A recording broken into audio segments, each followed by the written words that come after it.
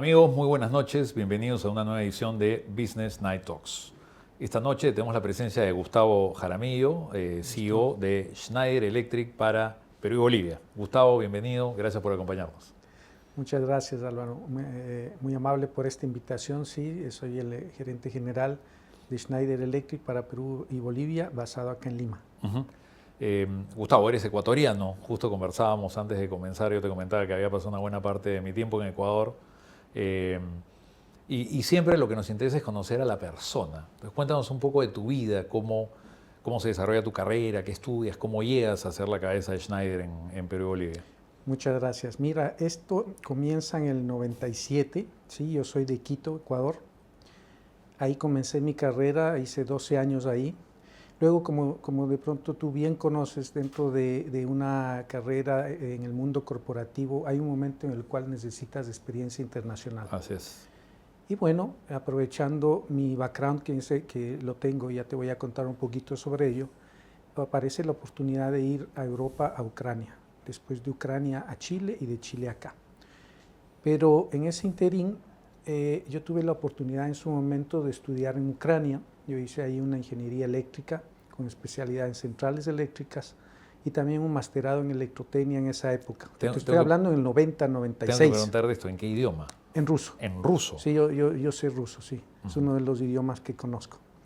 Entonces, bueno, con ese background, después de 12 años en la empresa anterior, pues tuve la oportunidad de ir a trabajar ya en Ucrania, no como estudiante, como estuve en su momento, sino más bien como parte de una empresa multinacional de tecnología igual.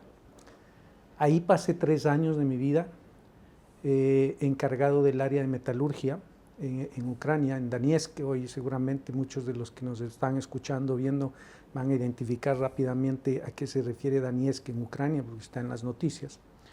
Y luego de 3 años allá, pues fui trasladado nuevamente hacia Santiago de Chile, en donde estaba a cargo de la minería y de pulpa y papel, los 2 segmentos más importantes de la economía de nuestro país vecino del sur. Luego de 10 años allá, 10, 11 años, ya bueno, tuve la oportunidad de entrar a la empresa Schneider, ¿no verdad? Y ahí me encargaba del área industrial. Es decir, mi vida ha sido siempre ligada a la tecnología, a la digitalización, a los procesos industriales y por supuesto siempre al inicio, como todos yo creo, comenzamos desde el punto de vista técnico como ingeniero, pasando por desde hacer ofertas, manejar proyectos, ya uno poco a poco después va perfilando para dónde quiere su futuro laboral, ¿no verdad? Es la parte técnica, la parte comercial, la parte financiera. En el caso mío escogí la parte comercial. Es así como desde el 2000 más o menos comienzo mi primera vez cuando me dan la oportunidad de manejar un Profit and Loss con gente a cargo y desde ahí hasta la fecha, fíjate, ya son algunos años un poco de manejo y pero te digo que día a día, año a año se va aprendiendo porque uno nunca para de aprender. Pero es que creo que ese es el éxito de una persona, radica en gran medida, además de otras cosas obviamente, en esa voluntad de no querer dejar de aprender y además saber que hay mucho que tienes por aprender, ¿cierto? Así es, definitivamente. Yo creo que esa es una parte del éxito. Me parece a mí que la persona cuando entiende o piensa que ya no tiene nada que aprender, desde ese mismo instante comienza a declinar. Porque definitivamente el aprender es hasta que cierre los ojos. Y se aprende del par, se aprende del menor, se aprende de los hijos muchísimo, muchísimo. Así que yo creo que el éxito, como tú bien dices, está siempre en la oportunidad, en la capacidad de estar abierto a aprender de los demás. Ahora, hay algo que muchas personas yo creo que subestiman y es el conocimiento popular. Hay mucha información, mucho conocimiento en gente que tiene un trabajo más básico en el campo, ¿no? En el campo, digamos, en el campo de acción. Hay un conocimiento popular ahí que muchas veces subestimamos, ¿no? Esa es otra también, yo creo que tú has tocado un punto importantísimo. Me parece que nosotros como líderes de una organización tenemos varios millones a cargo, varias cientos de gentes a cargo. Lo que nunca debemos de hacer es dejar de bajar al campo, dejar de estar siempre al lado de, como se dice, la gente que está en el frente de batalla. Porque uno ahí se entera de muchísimas cosas que a veces cuando tú estás solamente en la oficina, solamente dirigiendo, te olvidas o no conoces. Entonces es importantísimo siempre estar muy cerca de la gente que está cerca de nuestros clientes. Creo que es parte del éxito también. De esa manera tú siempre estás conectado con la realidad, conectado con el mercado, conectado con las necesidades del cliente de primera mano, desde primera mano. Muy, muy valioso, pero nos estamos adelantando un poco. Yo no quiero soltar algunos temas interesantes que se nos pueden escapar contigo, como por ejemplo la experiencia de vivir en un país como Ucrania, ¿no? De aprender un idioma absolutamente distinto al nuestro y adaptarte a una cultura tan diferente, porque es realmente diferente, ¿no? Cuéntanos un poco sobre ese proceso, Gustavo.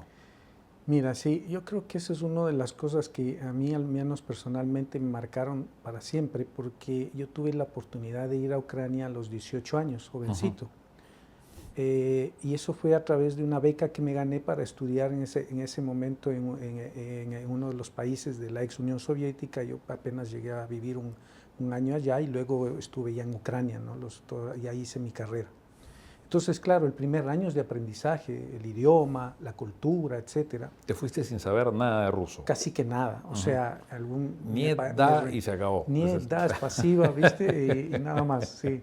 Ahora, después, claro, al inicio hice un curso de unos 6 meses y bueno, yo estaba convencido que sabía ruso hasta que llegué el primer día a Moscú y me di cuenta que no sabía nada, como nos pasa creo que a todos. Pero bueno, el primer año es de estudio del idioma, entonces ya después, ya viviendo allá, tú sabes, una inversión fuerte en la cultura. 6 años luego, pues ya a los 2, 3 años ya estás hablando muy bien el idioma. De hecho, hoy día el idioma ruso para mí lo hablo igual que como te estoy hablando el español. Así que además tengo la suerte de que durante esa estadía en ese país conocí a la persona más importante de mi vida, tal vez, que es mi esposa, madre de mis hijos. Entonces, no me deja olvidarme el idioma tampoco, como comprenderás. ¿Y ella ha aprendido el español o no? Sí, por supuesto. Sí, y lo habla como quiteña, te digo. Sí. Caracho, ya. Tiene un acento quiteño impresionante. Ahora, me imagino que casado con una mujer ucraniana de esa cultura, tu proceso de adaptación fue bastante más sencillo. Mucho más fácil, por supuesto, porque bueno, después, estando 6 años allá a esa edad, estoy diciendo de los 18 a los 23, 24, la familia tuya política se convierte, estando solo en una edad tan temprana, en tu familia.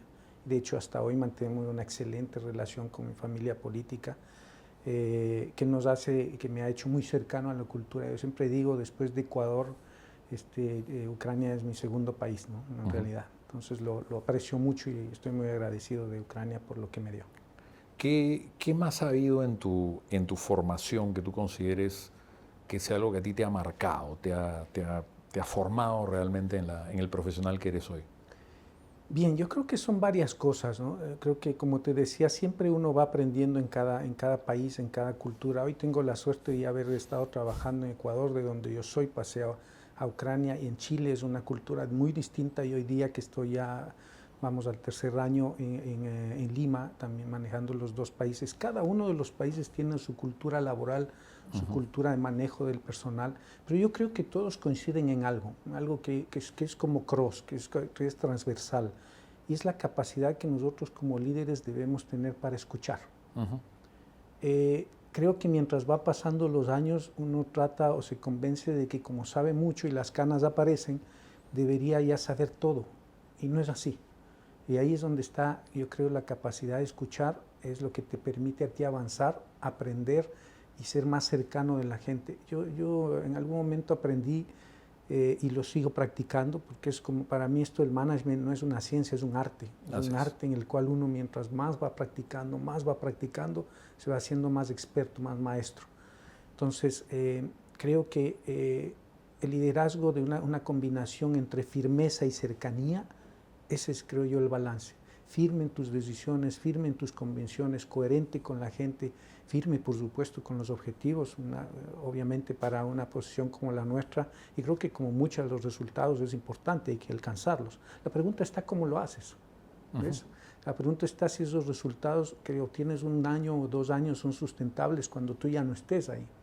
Y eso creo que cuando tú logras que esos resultados, a través de una firmeza, se logren a través de cercanía con la gente, de cercanía con el cliente, con tu socio, hace que esos resultados sean sustentables, incluso cuando ya tú no estás al frente de esa organización, porque todo el resto ya la gente entiende, comprendió los procesos que quedan implantados, ¿no, verdad? Y la cultura queda embebida en la gente. Entonces ya, en realidad, tal vez ya es momento de que uno, como líder, migre a otro, porque somos ciclos, ¿no? Todos estamos como en ciclos. Cuando eso pasa, pues es hora de terminar un ciclo y comenzar otro. Ahora, cuando te escucho, que es algo que nunca lo había escuchado verbalizado y te confieso que me parece súper interesante, pero comulgo bastante con la idea. Me lleva a la reflexión siempre, y has mencionado varias veces los resultados, ¿no? Hay gente que en esencia es resultadista, va y busca el resultado.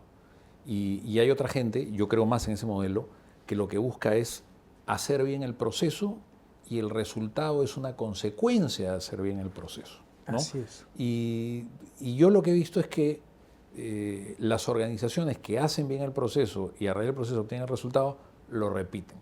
Las organizaciones que buscan el resultado, a la siguiente vez tienen que construir resultados de cero. ¿Lo has visto? ¿Lo has vivido? Así es. Completamente de acuerdo contigo. Fíjate que en muchas ocasiones en conversaciones con la gente, lo que siempre digo yo es, mira, el resultado es eso, es simplemente la consecuencia de haber hecho algo antes. Si se cumple o no la meta, si se llega o no a tal objetivo, es el resultado de un cúmulo de cuestiones que van concatenadas, coherentes y que siguen una ruta. Entonces, si tú eso lo tienes claro y lo vas haciendo de manera constante, continua, coherente, con cercanía, escuchando a la gente, bueno, se van a repetir los buenos resultados, ¿no? Como decía alguien, los resultados tuyos son el reflejo de tu equipo, ¿sí? Entonces, es eso. Entonces, yo creo que sí, tienes toda la razón, es verdad. Creo que es mucho mejor trabajar en sentar un proceso claro, con cercanía con la gente, con escucha, de manera que eso, los resultados se reproduzcan año, por supuesto con las dificultades y los ajustes que hay que hacer cada año, ¿no? En eso yo creo que Latinoamérica somos, entre comillas, muy beneficiados, porque cada año nosotros somos muy acostumbrados a las crisis, o sea, si no tenemos una política es la económica o las dos, o ahora tenemos la sanitaria, ¿verdad? Cuando uno habla con un colega europeo, ellos a veces se asombran de la capacidad que tenemos nosotros los líderes de Latinoamérica para manejar la ambigüedad, para manejar la crisis, porque claro, uno, si yo estuviera sentado en un país europeo, primer mundo, pues está todo estable, ¿no? Muy predecible. Ahora, aquí es imposible hacer eso. Yo acompaño esa teoría de otra. Te cuento para ver que me des tu opinión, ¿no? Cuando te ha tocado trabajar en compañías transnacionales, como Schneider, por ejemplo, tú descubres que en otros países pues tienen una masa crítica brutal y tienes el especialista, ¿no? Que solamente sabe girar el tornillo tal tamaño para la derecha, ¿no? Y para sacar el tornillo necesitas a alguien que es experto en voltearlo para el otro lado. En nuestros países, pues que no tenemos ese nivel de masa crítica, tú fabricas el tornillo, lo pones, lo quitas, lo haces 500 cosas y te vuelves más un todista. Así es. Acompañado al tema que tú mencionas, creo que nos convierte al latinoamericano, nos convierte en alguien más versátil, más variado. Y eso es, yo creo que es parte de la capacidad que tenemos nosotros los latinos en ese sentido. ¿Acompaña un poco lo que tú mencionas, crees? Yo creo que sí. Fíjate, por supuesto, cada modelo tiene sus ventajas y desventajas, ¿no? Si tú ves cómo trabajan en latitudes distintas, primer mundo, donde es verdad, tiene una especialización cierta y muy clara, digamos, eso está muy bien, pero en nuestras realidades es muy difícil hacerlo, precisamente por lo que tú decías, los volúmenes, la masa crítica no da para tener una estructura tan amplia, tan grande. Y nos vemos forzados a aprender de todo un poco y de una otra manera, como tú bien decías, nos volvemos unos todistas, pero de todas maneras eso nos da en cambio la ventaja de poder adaptarnos rápido, de poder ser muy flexibles y creo que son cualidades muy apreciadas afuera. Tal vez y por tal vez experiencia propia, yo creo que lo que a veces a los latinos o líderes nuestros nos hace falta es un poco más de ese convencimiento de que nosotros sí podemos hacer lo que en otras latitudes hacen, incluso hasta mejor, porque tenemos esa posibilidad de haber explorado varias áreas, sin llegar a ser al punto de especialista, pero conoces y manejas varias áreas. Sí, fíjate, en el caso nuestro, seguro los que me están escuchando o viéndote van a recordar que en un momento dado uno le toca hacer un poquito de abogado, un poquito de comercial, un poquito de financiero, un poquito de vendedor, y sí, porque es lo que nos ha tocado ir formándonos poco a poco. nos da una ventaja grandísima porque de una u otra forma tú vienes cuando escalas a una posición alta, ya vienes conociendo todo el proceso desde abajo. Entonces se hace más fácil guiar a la gente porque tienes el conocimiento, ¿no? Tienes el conocimiento y la experiencia de haber en algún momento hecho esa labor. Presumo por lo que cuentas que te ha tocado más de una vez abrir una operación en algún país. Así es, ¿cierto? Sí. Y una de ellas, por ejemplo, precisamente fue en Ucrania, porque, bueno, ya te podrás imaginar, yo llego, pelito negro, jovencito, más joven, y llego a un país en donde la cultura es fuerte y, bueno, y me encuentro con un mercado distinto. Por supuesto, yo, la ventaja, como ya había mencionado, es que ya conocía la cultura, el idioma, que es un tema importantísimo, pero de todas maneras hay que ganarse el respeto de la gente, y eso yo quiero ser muy claro, el respeto no se impone, se lo gana día a día. Eso no viene acompañado con el título, ¿verdad? Sino más bien se lo hace con esfuerzo, con dedicación, con ejemplo, día a día. Y claro, cuando vos vas el primer día no tienes ese respeto aún. Entonces no fue fácil porque tocó crear la operación desde cero, desde contratar personal, crear los procesos, encontrar los clientes, es decir, todo el proceso que conlleva crear una operación desde cero, ¿no? Y eso te enseña mucho los temas que tú decías. Legalmente, ¿qué requiero? Desde el punto de vista de infraestructura de oficina, ¿qué requiero? Las contrataciones de la gente, ¿qué requiero? Y te aprendes el libro. Es más, podrías escribir el libro de todo lo que se necesita para poder... Exactamente, ¿no? Hasta dejarlo ya en un momento dado andando, ¿no? Corriendo, una rueda corriendo, así es. Muy interesante esa experiencia. Y después uno ya con eso va capitalizando y pudiendo construir nuevos desafíos. Le sirve mucho esa información, esa experiencia pasada, ¿no? Y nadie te puede contar el cuento, ¿no? No se puede porque tú lo has vivido, ¿no? Sí, pero como decía, siempre se aprende. Todavía siempre toca aprender y estar atento a de que hay oportunidades de aprendizaje, de mejora, ¿no? Sí. En este mundo también de desigualdades, ¿no? El tamaño de las economías pues son significativamente diferentes, ¿no? Cuando tú piensas en un país como Ecuador, piensas en un país como Bolivia, piensas en Perú, piensas en Chile. Los tamaños de economía también te permiten tener más gente o menos gente y también son herramientas importantes para construir.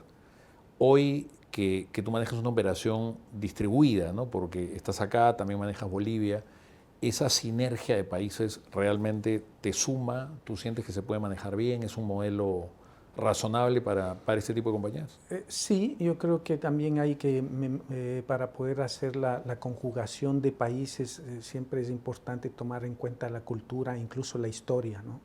En el caso nuestro de Perú y Bolivia, todos sabemos que se comparte una historia común, milenaria, entonces hay ciertos comportamientos culturales, ideológicos, de manejo de negocios que son similares. Por supuesto, cada país tiene su particularidad, pero en el caso nuestro funciona bastante bien. Desde aquí, desde Lima, soportamos la operación de Bolivia. Por supuesto, como tú bien decías, los niveles son distintos, ¿no? La economía de Perú es mucho más grande que la de Bolivia y está en un nivel de desarrollo distinto. Pero la sinergia existe y como decía, es importante para cuando uno clusteriza, tomar en cuenta esas particularidades entre los países, ¿no? Mira, a mí me pasó, yo manejé muchos años de mi vida a Bolivia y éramos bien recibidos en La Cruz, en La Paz y en Santa Cruz, al extremo de que muchas veces preferían los paseños que los visitáramos nosotros antes que los cruceños, y al revés también, los cruceños preferían los visite el peruano antes que el paseño por esa rivalidad que existe a veces en los países que en Ecuador también existe, ¿no? Entre Quito y Guayaquil, ¿no? Existe una rivalidad siempre, ¿no? Siempre hay un tema y esas son condiciones que, fíjate, también uno ya estando operando, incluso dentro de un país, debe tomar en cuenta, ¿no? Que son, en el caso de Ecuador hay una marcada diferencia entre cómo se hacen los negocios entre Quito y Guayaquil. Y yo creo que la habilidad nuestra como managers está en saber entenderlas y manejarlas, porque cambiar eso no vas a poder cambiar. No, uno no lo puede cambiar, no hay nada pero que hacer. si no las conoces o no las tomas en cuenta en el negocio, pues puede ser muy complicado luego manejar eso, ¿no? Ahora, moviéndonos un poco, Gustavo, hacia las habilidades o las capacidades que requiere un líder, tú en tus roles de líder, ¿qué es lo que más buscas en la gente o qué es lo que para ti es más importante? Mira, yo creo que es la combinación de dos cosas. Por supuesto, el background, los conocimientos que la persona tenga es importante. Me parece que eso es fundamental, es como la base. ¿Sí? Ujú. Es decir, la base de tener la formación y la experiencia adecuada. Pero más allá de eso, y como creo que todos nosotros los que de una u otra forma estamos ya en una posición de liderazgo nos hemos dado cuenta, que en el transcurso de los años es como que la pirámide al inicio está en la base, tienes la parte técnica como la parte más grande, ancha, y la parte de habilidades blandas es la pequeñita, Ujú. en la cúspide de la pirámide. Pero mientras va avanzando esa pirámide, ese triángulo se va invirtiendo. Entonces yo lo que busco siempre, dependiendo por supuesto del cargo, es la combinación de las dos cosas. Una persona que tenga la capacidad o la formación correspondiente para el rol que va a cumplir, pero que también tenga la posibilidad, la capacidad y la actitud para aprender y para aplicar las habilidades blandas que se requiere para ese cargo. Y en ese sentido, creo que la brújula que marca un poco el tema de habilidades blandas es la inteligencia emocional con sus 5 dimensiones. Entonces, creo que por ahí va. Y otra vez, eso es un arte, ¿eh? Es un arte que uno va aprendiendo, cada uno de esas 5 componentes de la inteligencia emocional va aprendiendo, va practicando y no para de hacerlo, porque toma tú, por ejemplo, el tema de empatía. Impresionante, la empatía, uno dice, ya soy empático con una X cantidad de personas. Sí, pero cada persona es un mundo. Ujú. Entonces tienes que saber acoplarte a cada uno, sin hablar de ningún tema de manipulación ni nada por el estilo, sino más bien de adaptación, de saber ponerse en los zapatos de la otra persona. Pero son muchas. Entonces esa habilidad es un arte que hay que ir aprendiendo y practicando día a día. Sí. Ahora, en ese sentido, yo pues soy un fanático, además por mi experiencia, del tema data, ¿no? Yo siempre digo, comienza por la información. Y me da la impresión, siguiendo tu línea de pensamiento, que para ser empático primero tienes que entender a la gente, ¿no? Porque yo, ¿cómo soy empático hacia ti si no sé cuál es tu experiencia, qué te duele, qué te gusta? Entonces creo que primero debería haber un proceso de conoce a tu equipo, conoce a la gente, ¿no? De todas maneras, pero Ujú. si me permites, yo incluso iría un paso más atrás. Ujú. Antes de tratar y poder conocer a la gente, creo que lo primero es que hay que tratar de conocerse a sí mismo. Ah, sin duda, sí. Sí, porque si uno no se conoce a sí mismo, lo que le molesta, lo que le frustra, lo que le alienta, lo que le da energía, es bien difícil tratar de conocer a otro. Ujú.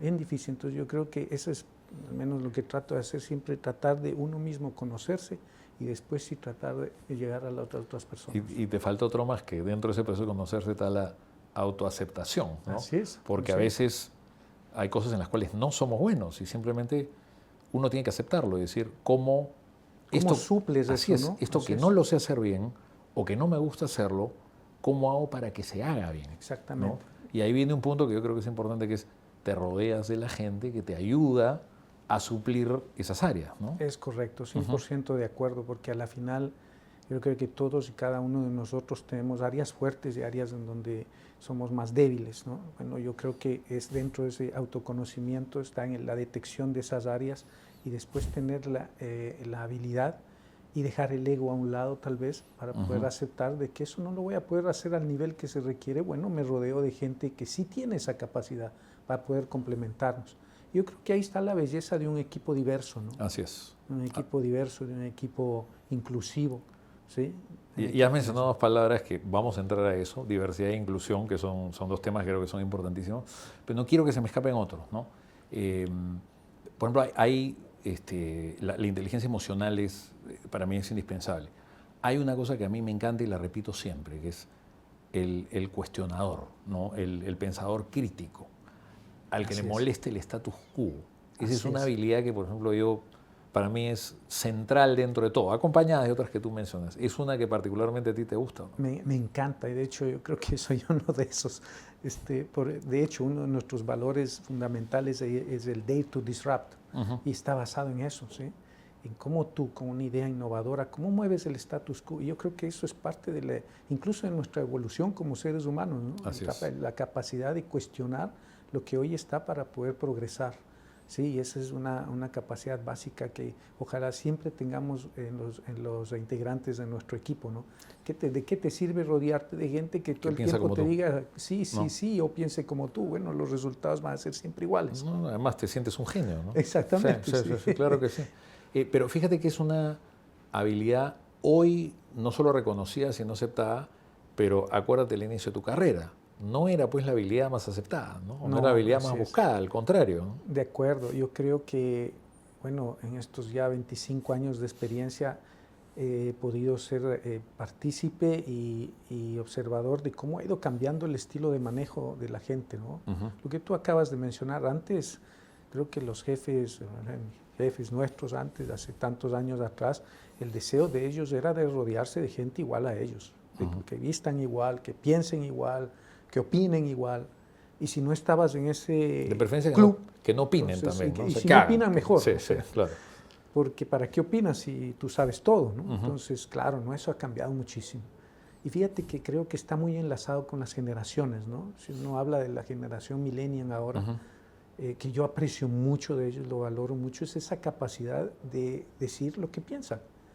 Ese, entre comillas, no respeto a la autoridad, sino más bien el de la capacidad de plantear sus ideas de manera abierta y directa. O sea, hermoso, y eso es lo que tenemos que tratar de cuidar. Pero siempre cuidando la parte de sensibilidad, ¿no? Los jóvenes, los millennials son sí. bastante más sensibles que nosotros que venimos de otra época y que estamos más acostumbrados a, por llamarlo de alguna manera, el golpe, ¿no? Así es, como, es cierto. como decían, el mejor motivador que había era cuando tu papá te enseñaba la correa o tu mamá te enseñaba la chancleta, ¿no? Sí, sí. El coach. Ese era el verdadero coaching de la época. Así es, sí. Pero bueno, yo creo que está en nosotros, en nuestra generación, entender y manejar eso, ¿no? Porque pedirle al joven que tenga los conocimientos o el nivel de aceptación que nosotros, creo que debe ser un poco al revés. Nosotros ya pasamos eso. Entonces ahí está tal vez la capacidad nuestra en aceptar nuevas ideas, ¿no? En aceptar nuevas ideas. En sí, ellos tienen su forma de manejo, pero es muy válida.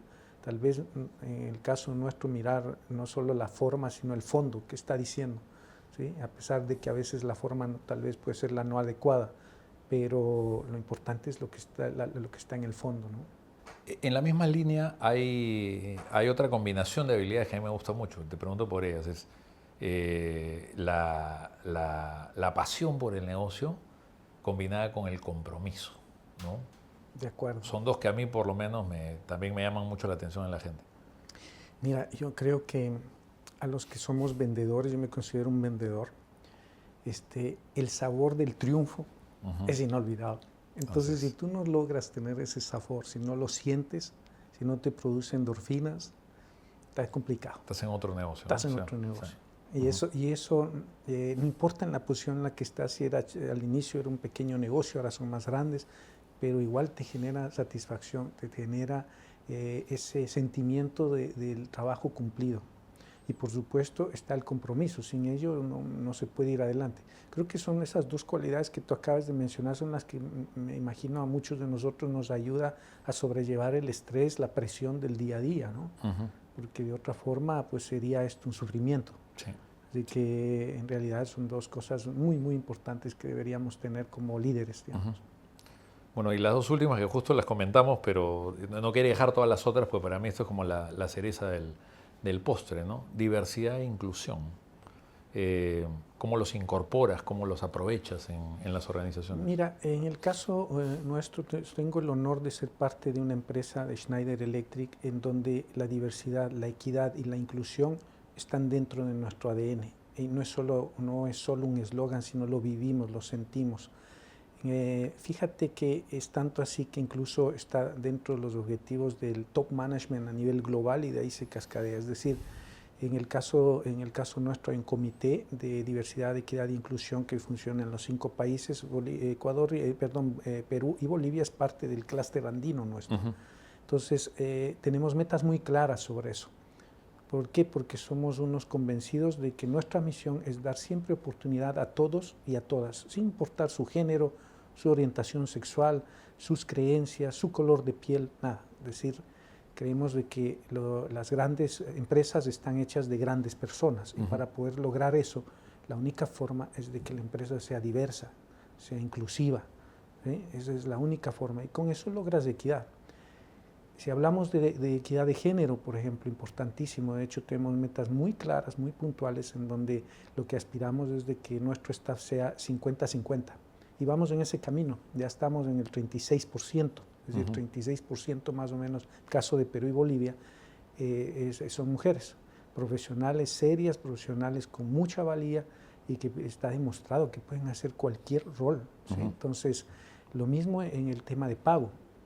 En el caso nuestro somos unos convencidos de que el pago tiene que ser de acuerdo al rol y a tu desempeño. Así es. Nada más que eso, no tiene nada que ver ninguna de otra condición externa a esas que acabamos de decir. Entonces, dicho de otra forma, la verdad que vivimos mucho lo de la equidad, la inclusión y la diversidad en nuestra empresa. Sí. Ahora que mencionaste Schneider, entrando ya un poco en la última parte de nuestra conversación, cuéntanos un poco más para quienes no conocen a Schneider, cuál es el centro, el corazón de su negocio, qué tipo de negocio están haciendo acá en el Perú. Con mucho gusto. Permíteme comenzar un poquito contándoles de que Schneider tal vez es una de las pocas compañías que puede decir que está en este mercado más allá de 180 años. Si bien es cierto, inicia en la primera revolución industrial en Francia y se dedica a cosas de heavy, digamos, de maquinaria pesada, pero luego poco a poco va migrando hasta ser lo que hoy somos, una compañía de tecnología basada en software y que tiene dos grandes áreas de negocio. La una, que es la automatización de procesos industriales, que más o menos significa un 25% del volumen, y la otra es Energy Management, que es el otro 75%. Estamos hablando de una compañía global, que estamos más allá de 140 países, 130,000 empleados a nivel global, donde el 5% de los 25 billones de euros que se factura a nivel global se dedican a investigación y desarrollo. Me parece que eso es una de las cualidades que nos ha permitido ir adaptándonos dentro de estos 180 años, es decir, la capacidad de innovación que tenemos y ajustarnos a cada una de las épocas y tiempos para poder seguir siendo una empresa de alta tecnología y vigente en el mercado, ¿no? En el caso de Perú, en Perú estamos ya 23 años. Comenzamos, por supuesto, hace 23 años como una oficina de representación, en donde dentro de eso pues, se pudo meter en el mercado peruano las marcas reconocidas como Mernagerant, Telemecanique, por ejemplo, ¿no verdad? Squardi, que son estas tres marcas, de hecho hasta ahora las mantenemos con su marca porque son tan conocidas en el mercado que no tiene sentido cambiarlas, pero todas forman parte de Schneider.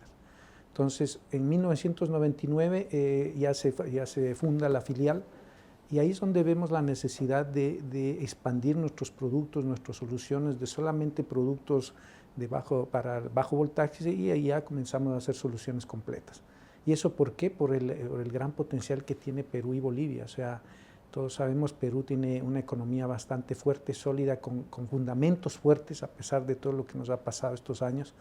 Y eso hace que estos dos países, Perú y Bolivia, sean países de alto potencial para Schneider, en donde estamos, como te digo, ya más allá de 23 años y somos acá alrededor de 200 personas. Nuestro objetivo fundamental es hacer de que los recursos de energía, los recursos naturales sean aprovechados de la mejor forma. Es por eso que Schneider Electric nunca va a estar ni en la producción de energía, ni tampoco en el consumo, sino más bien en el medio, en cómo automatizando procesos industriales en las diferentes áreas de la economía, llámese minería, food and beverage o alimentos y bebidas, farmacéutica, cemento, oil and gas, infraestructura. En todos esos segmentos estamos, por supuesto, en las empresas que se dedican a manejo de datos. Eso, más la combinación de un manejo eficiente de la energía, lo que tratamos de hacer es de que hagamos negocio, de que hagamos progresar a la economía, pero sin dañar el medio ambiente. Yo creo que eso es un valor fundamental nuestro. Es decir, creemos en que lo que es bueno para el planeta también es bueno para el negocio. Es decir, y ahí está, es lo que nosotros, esa cadena, es lo que nosotros también les llamamos life is on. Es decir, la vida avanza, la vida continúa, ¿sí? Para quienes no conocen Schneider y las marcas que tiene Schneider, cuéntanos un poco para tratar de que la gente nos entienda. Yo los conozco, pero creo que la mayoría de gente no. ¿Cuáles son el tipo de servicio que dan las máquinas, los equipos de Schneider, principalmente en las industrias que sean, ¿no? En la parte industrial, en la parte de minería, en la parte de energía? Sabes que tenemos una variada capacidad de entregar al mercado tanto productos como soluciones y servicios en diferentes áreas de negocio, pero el portafolio es bastante amplio y nosotros los últimos años siempre hemos crecido no solamente endógenamente, sino a través de la compra de compañías externas. Ya hablé de algunas de ellas, Squardi, parte de medio voltaje, Telemecanique, Modicom, por ejemplo, el creador del PLC, del autómata programable. Es decir, eso nos permite estar presentes en toda la industria, desde, y sin exagerar, desde la placa donde uno conecta un enchufe hasta un centro integrado de control donde puedes operar una instalación completa, pasando por todos los procesos de automatización de una empresa o por el manejo de una subestación, el centro de carga, o también en el tema de edificios, cómo hacer que el edificio sea centrado en el bienestar de la gente, ¿ves? Fíjate que todos sabemos hoy día 40% de la energía viene del consumo de energía en las ciudades, viene de los edificios. Y ahí está un desafío importante. ¿Cómo haces que el manejo de la energía sea eficiente siempre manteniendo el bienestar de la persona que está dentro de esa? Más ahora, hoy en pandemia, y nos hemos demostrado todos, nos ha pasado cuánto tiempo pasamos dentro de una edificación. Hoy es casa, la combinación de oficina y casa, pero en general pasamos muchísimo tiempo dentro de edificios. Es decir, el portafolio de productos nuestros es muy amplio y, como digo, va desde un simple interruptor hasta un centro integrado completo de operación en donde combinas toda la tecnología de datos, procesos, visualización, automatización, digitalización. Ahora, creemos que el factor fundamental, y eso es lo que ha hecho la compañía en los últimos 15 años, hemos un poco migrado de ser una compañía de entrega de productos de hardware, fierros le llamamos, digamos así, a convertirnos en una compañía líder en software, ¿sí? Entonces, los últimos años hemos, por ejemplo, comprado ETAP. Por ejemplo, Aveva es parte de nuestro portafolio, una compañía de origen inglés donde manejamos todo nuestro portafolio de software, ¿sí? Entonces, el componente de software, de manejo de datos, es vital. ¿Por qué? Porque estamos convencidos de que es el futuro. O sea, es difícil tal vez entenderlo o imaginar, más aún con este mundo tan buca, tan cambiante, pero hay dos cosas que este planeta siempre va a ser: eléctrico y digital. Y en ambos mundos Schneider es líder, ¿sí? Y eso es lo que hacemos, hacer que este mundo sea más eléctrico, porque es la energía más eficiente, la que ayuda a combatir el cambio climático. Es la más limpia, sí. Es la más limpia. Y por otro lado, lo digital, porque lo digital lo único que hace es convertir lo invisible en visible. Y ahí es donde uno puede obtener valor. Entonces, en ambos mundos está trabajando Schneider hoy preparándose para lo que viene en el futuro, ¿no? Ahora, es la era del conocimiento, ¿no? Entonces, si tú te quedas en el dispositivo, hablemos del enchufe, por ejemplo, todo eso tiende pues a comoditizarse, ¿no? Así es. Y fabricación masiva, probablemente hecho en China, más barato, y tu valor agregado tiende a cero, mientras que si tú te vas moviendo hacia áreas de más valor, yo me imagino intensivos en Internet de las cosas, tú mencionaste intensivos en data y utilizando inteligencia artificial también, ¿no? Esos deben ser tres de los componentes digitales que más explotan. Es como tú dices, por supuesto, nuestra core, nuestra base va a ser siempre productos de alta calidad y gran componente tecnológico, variados para bajo voltaje, medio voltaje, automatización, pero si eso no logramos ponerle software, que eso es lo que hoy hacemos, es decir, tomemos un ejemplo, ¿de qué nos sirve tener una ingente cantidad de datos que viene de una subestación, datos de corriente, voltaje, de potencia, si no hay un software que pueda analizarlos? Picos, consumos, no sé, hay tanto que puedes optimizar. Fíjate, los que ya estamos algunos años en el mercado, yo me acuerdo cuando comenzaba mi carrera, la obtención de datos era wow, o sea, esto da datos. Pues hoy día el que te dé datos eso es un must. O sea, mientras hablamos se generan teras y teras y teras de datos, megabytes de datos que lo que hoy necesitamos. No sé, palabras que se van inventando. Mientras hablamos está inventando una palabra. Hoy creo que van en 10 a la 19, ya ni me acuerdo cómo se llama, es impresionante. Entonces, hoy día, fíjate, eso ya no es novedad. La novedad está en qué hacemos con esos datos. Y creo que nuestra capacidad de análisis como humanos llega a un límite, y ahí es donde entra la tecnología que hoy ofrecemos, en donde hay software y algoritmos que, aplicando inteligencia artificial, análisis de datos en términos generales, machine learning, lo que hacen es tomar toda esa cantidad de datos, disgregarlos, encontrar tendencias, encontrar patrones que le permitan a la final a nuestro cliente tener información valiosa para tomar sus decisiones basados en datos, no en estadística, no en la historia, es decir, sino en la proyección. Sino en la proyección. Y han sido, y yo creo que lo que tú describes es la historia de las compañías que más éxito han tenido, ¿no? Porque tú te vas moviendo de acuerdo a cómo se desarrolla la tecnología con la tendencia. Primero los que generan datos, ¿no? Después los que explotan datos, ¿no? Y después aparecen los que empiezan a predecir el futuro sobre la base de la información. Entonces, compañías inteligentes como Schneider, como tú las describes, son las que van montándose en cada una de las olas conforme la tecnología te lo permite, ¿no? Exactamente, es justo eso lo que estamos haciendo. Ya con la capacidad que hoy disponemos, ya estamos en ese momento en el cual al cliente no solo le podemos proveer el equipo que suministra los datos, pasando por el equipo que los colecciona, los ordena, sino el software que le va a permitir tomar decisiones sobre su empresa desde, hablemos de una minera, como se dice, desde el pit hasta el port, ¿sí? Desde el rajo abierto hasta el puerto. Y eso se hace solo y solo con software. Es la única forma, porque nuestra capacidad como humanos de analizar los datos en tiempo real y esa ingente cantidad de datos es imposible. Entonces, ahí es donde yo creo que está el valor agregado de empresas de tecnología nuestras para poder ir modelando y formando ese futuro. Y ojo, que Latinoamérica y Perú, eso no es que estamos lejos de eso. Yo con beneplácito he visto que durante la pandemia, y le llamamos nosotros, no hubo un proceso de transformación digital, yo creo que hubo un proceso de aceleración digital.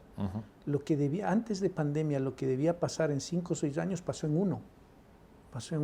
Y lo vemos nosotros con gran beneplácito, porque ya tenemos clientes que antes uno de pronto llamaba para hacerle una charla de eso.